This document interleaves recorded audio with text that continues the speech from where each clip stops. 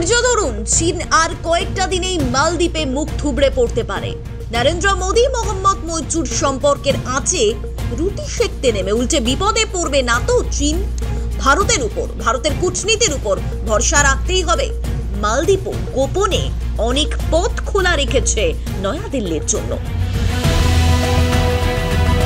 আপাত খবরকে ধরে, আপাত নিউজকে ধরে কি কূটনীতির ধাঁচ বোঝা যায়? মালদ্বীপ সত্যি খাল কেটে কুমির আনলো, কিন্তু খালে বাঘ ঢোকার জন্য আরেকটা দরজাও খোলা রেখে দিল। মালদ্বীপ ওরফে মোহাম্মদ মইজু জানেন তাহলে তারা ভারতকে ছাড়া বাঁচতে পারবে না। চীন যা করলো, যা করছে তাতেও ভারত শান্ত, কারণ ব্যাকরুমে অনেক বড় পরিকল্পনা হয়ে গিয়েছে। শ্রীলঙ্কা এবার আপত্তি করাতে মালদ্বীপে ঘাঁটি গেড়েছে চীন। মুখে বলছে রিসার্চ শিপ, কিন্তু ভারত মহাসাগরকে কেন্দ্র করে একাধিক দেশে চীনা জাহাজ নোঙর রাখা সত্যি যে কতটা গবেষণার জন্য তা নিয়ে অনেক বেশি সংশয়, অনেক বেশি সন্দেহ রয়েছে। অতীতে তারই জলজান্ত উদাহরণ শ্রীলঙ্কার হাম্বানটোটা বন্দরকে পোতাশ্রয় হিসেবে ব্যবহার করে নয়াদিল্লির উপর চীনের জাহাজের নজরদারি চালানো, যার জেরে এবার বিভিন্ন মহল থেকে বিভিন্ন প্রশ্ন উঠছে। কেন পাকিস্তান শ্রীলঙ্কার পর মালদ্বীপেও গবেষণার নামে চীনা গুপ্তচর জাহাজ ঘাঁটি গাড়ছে? ভারত কি কোনোভাবেই এই জাহাজকে আটকাতে পারলো না? তাহলে ভারতের কূটনীতি কি ব্যর্থ? কিন্তু প্রথম কলকাতা বলছে মালদ্বীপকে ভারত বিরোধিতা করতে দেখে যে উদ্যম নিয়ে সাহায্য করতে এসেছে চীন, সেটা বুমেরাং হয়ে যাবে না তো? কেন বলছি সেটা জানতে বা বুঝতে ভিডিওটি শেষ পর্যন্ত আমাদের সঙ্গে থাকুন।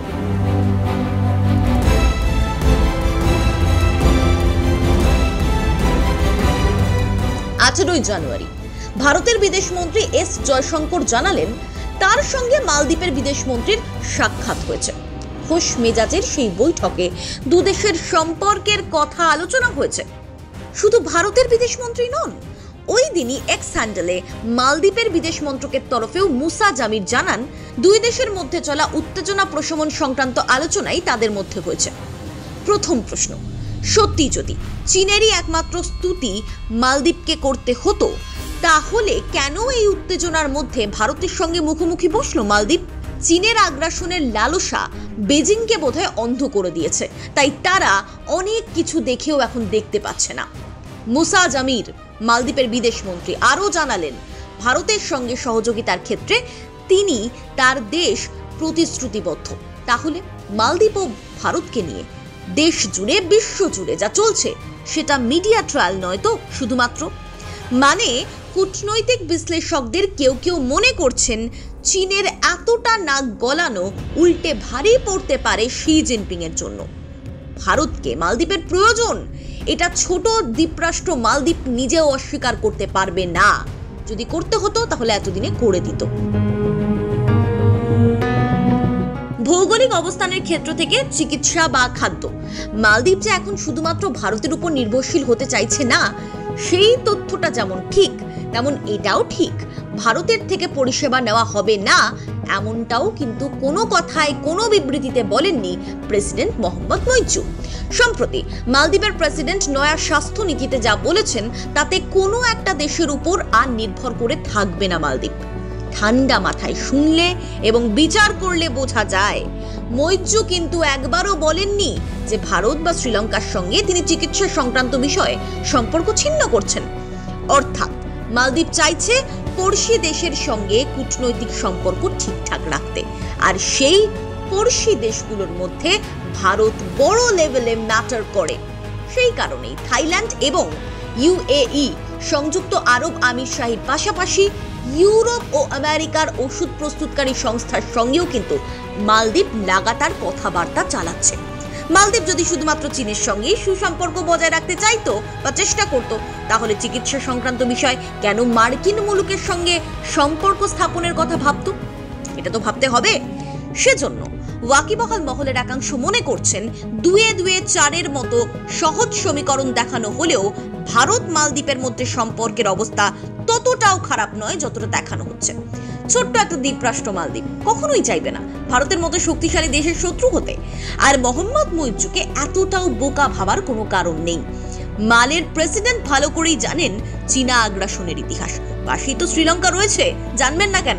এবং তার পূর্বসূরি মালদ্বীপের প্রাক্তন প্রেসিডেন্ট আব্দুল্লাহ ইয়ামিন কিভাবে চীনের সেই জালে ফেসেছিলেন এবং নিজের দেশকে, মালদ্বীপকে চীনের ঋণে ফাঁসিয়েছিলেন, সেটাও নিশ্চয়ই তিনি জানেন। মৈত্র একেবারেই চাইবেন না জনতার চোখে খারাপ প্রেসিডেন্ট হতে। তাছাড়া মালদ্বীপ ভারত পরিস্থিতি নিয়ে ভারতের প্রতিরক্ষা মন্ত্রী রাজনাথ সিং চলতি মাসে চীনকে হুঁশিয়ারি দিয়েছেন। মালদ্বীপকে নিয়ে কিন্তু কোনো কথাই বলেননি, অর্থাৎ ভারত এই ক্ষেত্রে চীনকেই কাঠগড়ায় তুলছে। পাশাপাশি পরোক্ষভাবে এটাও প্রতিরক্ষা মন্ত্রী বুঝিয়ে দিয়েছেন যে মালদ্বীপ ও ভারতের কূটনীতিক টানাপোড়েনের আসল মাস্টার মাইন্ড আর কেউ নয়, একমাত্র চীন। এসবের ভিত্তিতে ভারত যে গোপনে পাল্টা ঘুঁটি সাজাচ্ছে তা নতুন করে বলার প্রয়োজন পড়ে না।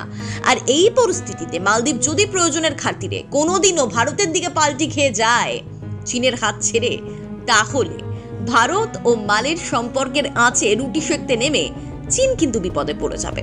বেজিং ইতিমধ্যেই শাংয়াং হং ৩ নামক জাহাজটিকে রিসার্চ শিপ হিসেবে প্রজেক্ট করতে শুরু করেছে, যা ভারত মহাসাগরে ৫ই জানুয়ারি থেকে প্রায় মে মাস পর্যন্ত বিশেষ গবেষণা চালাতে পারে এবং ঘাঁটি গাড়বে সেই জাহাজ মালদ্বীপে। তবে কিসের উপর এই সমীক্ষা চালানো হবে, কিসের উপর গবেষণা চালানো হবে তা এখনো স্পষ্ট নয়। সংবাদ সংস্থা রয়টার্স ভারতীয় সেনার এক উচ্চপদস্থ আধিকারিককে উদ্ধৃত করে জানিয়েছেন, নয়াদিল্লি কিন্তু গোটা পরিস্থিতির উপর নজর রাখছে। শুধু ভারত নয়, চীনের বিরুদ্ধে আমেরিকারও একই অভিযোগ। তারাও বলেন যে সমীক্ষার নামে, গবেষণার নামে তথ্য চুরি করে সেগুলো শত্রু দেশকে পাচার করে চীন, পিএলএ আর্মিকে পাচার করে চীন। তবে মনে রাখতে হবে, ভারত যে কোনো ধরনের বেগরবাই দেখলেই দ্রুত অ্যাকশন নেবে। মালদ্বীপকে কি শেষ পর্যন্ত তাহলে মাথা ঝোঁকাতেই হবে ভারতের কাছে? আপনার কি মনে হয়? কমেন্ট করে জানান প্রথম কলকাতাকে। ব্যুরো রিপোর্ট, প্রথম কলকাতা।